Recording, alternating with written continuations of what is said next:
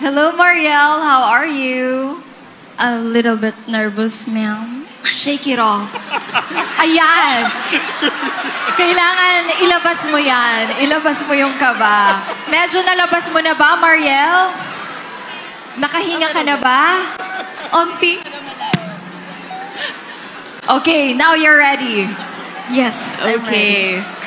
Today, we celebrate Carabasa Festival here at Umingan, Pangasinan. Like the Carabasa that grows strong and nourishes many, how do you plan to grow as an individual who will nourish the dreams of the beautiful people of Umingan? Again, like the Carabasa that grows strong and nourishes many, how do you plan to grow as an individual who will nourish the dreams of the people of Umingan?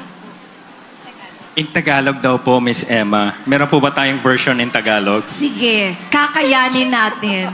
Di ba ang kalabasa, pag tumubo yan, talaga namang strong yan, di ba? Tapos maraming vitamina yan. Isa na sa vitamina yan, pampaganda ng eyesight natin. So as an individual, paano ka mag-grow?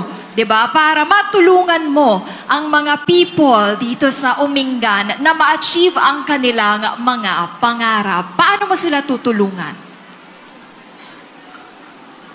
For me, I want to help other people in Umingan to grow by their by themselves, because I know it started by all yourself, and that's what I think.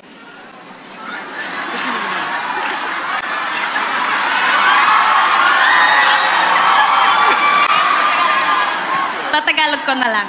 Okay. Ulit yun. Para sa akin po, alam naman po natin, tama na.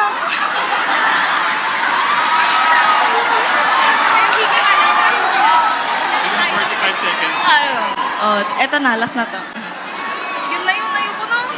Oh, sige po. I'm sorry, candidate number 12. 45 seconds is now up. Parang gusto po yata niyang bumili pa ng oras. We candidate number 12. Oh my God.